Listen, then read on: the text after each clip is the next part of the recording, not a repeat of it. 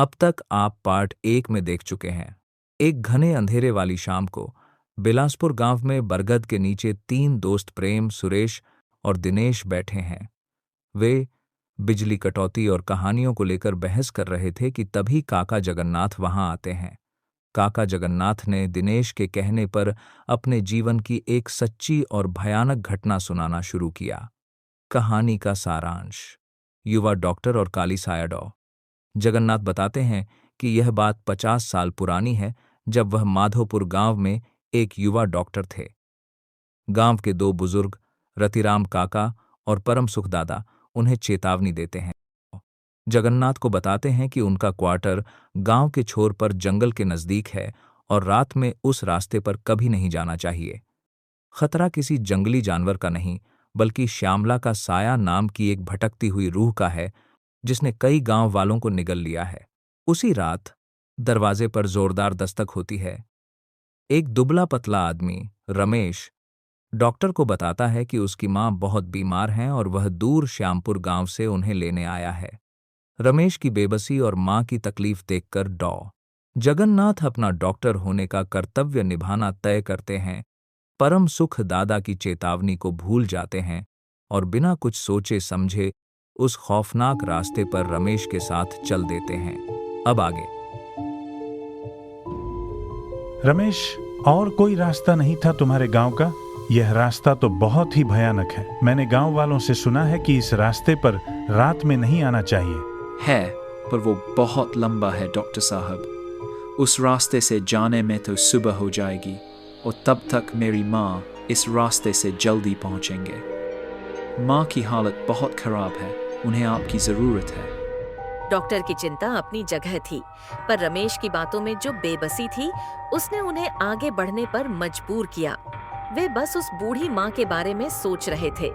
चलते चलते अचानक पीछे से फुसफुसाने की आवाज आई। ऐसी आवाज जैसे कोई बहुत धीरे धीरे बातें कर रहा हो या कोई हवा में तैर रहा हो। ये एक नहीं बल्कि कई आवाजें थीं, जैसे कोई उन्हें घेर रहा हो। रमेश, लगता है कोई पीछे है। सुन रहे हो? ये किसकी आवाज है? रमेश भी रुका, लेकिन उसने पीछे मुड़कर नहीं देखा। उसकी नजरें सीधी थीं, जैसे वह उन आवाजों को अनदेखा कर रहा हो। और तभी जंगल की घनी झाड़ियों में से 2 साए सामने आकर खड़े हो गए। उनकी परछाइयां अंधेरे में और भी लंबी और डरावनी लग रही थीं। उनके हाथ में कुछ हथियार चमक रहे थे। रुको, कौन हो बे तुम दोनों? जो भी है सब कुछ निकालो। घड़ी, पैसे, जेवर सब दे दो, वरना जिंदा नहीं छोड़ेंगे, यहीं गाड़ देंगे। भाई, मेरे पास कुछ नहीं। मैं तो एक डॉक्टर हूँ। ये लड़का अपनी बीमार माँ के लिए मुझे लाया है। हमारे पास कुछ नहीं है, बस दवाइयाँ हैं। अबे कौन डॉक्टर बाबू? ये जंगल है, यहाँ डॉक्टर की नहीं हमारी चलती है। दे दे जो भी है, नहीं तो ये इंजेक्शन तेरी नस में नहीं, तेरी गर्दन में उतार देंगे। मेरी माँ सच में मर रही है, उनके पास ज्यादा समय नहीं। हमें जाने दो, हमें जाने दो भाई। मैं आपको जो कहोगे बाद में दे दूंगा। मर जाए तेरी माँ, हमें क्या? हमें अभी चाहिए, नहीं तो यहीं तुम्हारा हिसाब किताब हो जाएगा। लेकिन तभी एक अजीबोगरीब घटना घटी। रमेश गुस्से में आकर लोमड़ी बन जाता है और डॉक्टर को पता भी नहीं चला। दोनों गुंडे अचानक अजीब तरह से चीखने लगे। उनकी आंखों में दहशत थी। वे अपने हथियार छोड़कर जैसे किसी अदृश्य शक्ति से डरे हुए हों अंधेरे जंगल में भागे। उनकी चीखें धीरे धीरे दूर होती चली गईं। डॉक्टर हैरान रह गए। डॉक्टर की सांसें तेज चल रही थीं। उन्होंने रमेश की ओर देखा, जो अब भी शांत खड़ा था। रमेश, ये लोग अचानक क्यों भाग गए? ये कौन था? शायद डर गए होंगे डॉक्टर साहब। जंगल में बहुत कुछ होता है, अब चिंता मत कीजिए। चलिए, माँ का बहुत समय निकल रहा है, हमें जल्दी पहुंचने की जरूरत है। रमेश ने फिर से चलना शुरू कर दिया, जैसे कुछ हुआ ही न हो। डॉक्टर जगन्नाथ को कुछ समझ नहीं आया, पर वह जानते थे कि जो कुछ भी हुआ था वह सामान्य नहीं था। चलते चलते आखिर दोनों एक छोटे से पुराने घर के सामने पहुंचे। वह गांव का आखिरी घर था। उसके पीछे घना जंगल और भी गहरा होता जा रहा था। घर की हालत बहुत खराब थी। टूटी हुई छत और उखड़ी हुई दीवारें, जैसे वह सालों से वीरान पड़ा हो। अंदर से हल्की सी दिए की रोशनी आ रही थी और एक दर्द भरी कराहने की आवाज सुनाई दे रही थी। रमेश ने दरवाजा खोला और मैं अंदर गया। अंदर एक बूढ़ी औरत दर्द से कराह रही थी। उसकी सांसें धीमी पड़ रही थीं और चेहरे पर मौत की परछाई साफ दिखाई दे रही थी। पास ही एक बूढ़ा आदमी बैठा था। उसकी आंखों में बेबसी और दुख था। वह अपनी पत्नी के हाथ पकड़े रो रहा था। घर में गरीबी साफ झलक रही थी, लेकिन उस वक्त डॉक्टर जगन्नाथ को बस उस बूढ़ी माँ की जान बचाने की फिक्र थी। डॉक्टर साहब, आप भगवान हैं।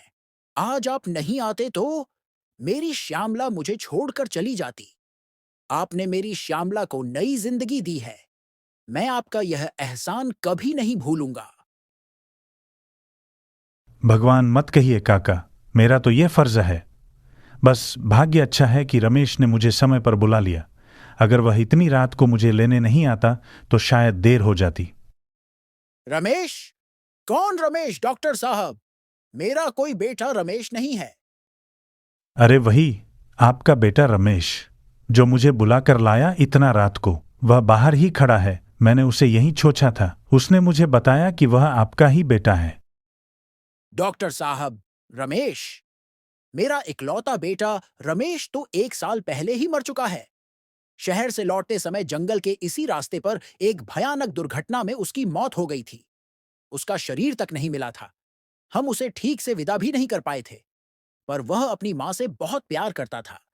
श्यामला उसकी माँ थी। वह हमेशा कहता था कि वह अपनी माँ की हिफाजत करेगा। डॉक्टर जगन्नाथ के पैरों तले जमीन खिसक गई।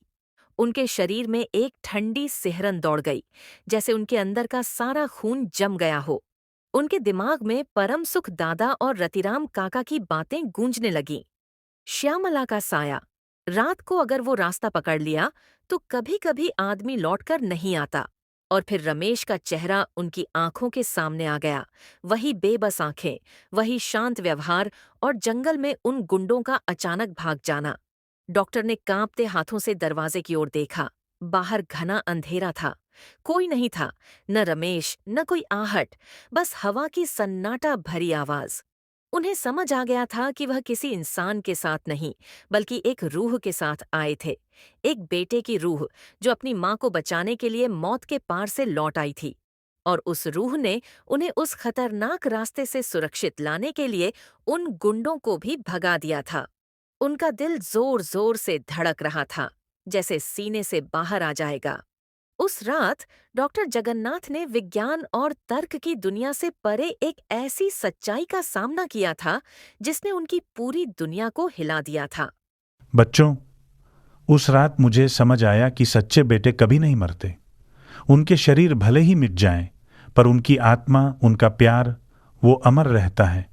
वो अपनी माँ की पुकार सुनकर, माँ की तकलीफ देखकर, मौत के बाद भी लौट आते हैं, अपने फर्ज को पूरा करने के लिए, अपनी माँ को बचाने के लिए। और रमेश वह उनमें से एक था। उसने अपनी माँ के लिए मौत से भी लड़ लिया। उस रात जब मैं सुबह होने पर वहां से वापस आ रहा था तो सूरज की पहली किरणें जंगल के पत्तों से छनकर आ रही थीं। मुझे रास्ते में वही बुजुर्ग परम सुख दादा और रतिराम काका मिले। उन्होंने मुझे देखा। उनके चेहरे पर हैरानी थी, जैसे उन्होंने उम्मीद नहीं की थी कि मैं लौटूंगा। उन्होंने मुझसे कुछ नहीं पूछा, बस मुझे सिर झुकाकर प्रणाम किया। शायद उन्हें भी समझ आ गया था कि मैं उस रात किस शक्ति का सामना करके लौटा हूं। उस घटना के बाद मैंने माधोपुर गांव छोड़ दिया। मैं फिर कभी उस जंगल के रास्ते पर नहीं गया, लेकिन उस रात की यादें आज भी मेरे जहन में ताज़ा हैं। यह घटना मुझे हमेशा याद दिलाती है कि हमारी दुनिया जितनी हम सोचते हैं उससे कहीं ज्यादा बड़ी और रहस्यमय है, और प्यार की शक्ति वो मौत से भी बड़ी होती है। अब मैं चलता हूँ बच्चों, रात बहुत हो गई है।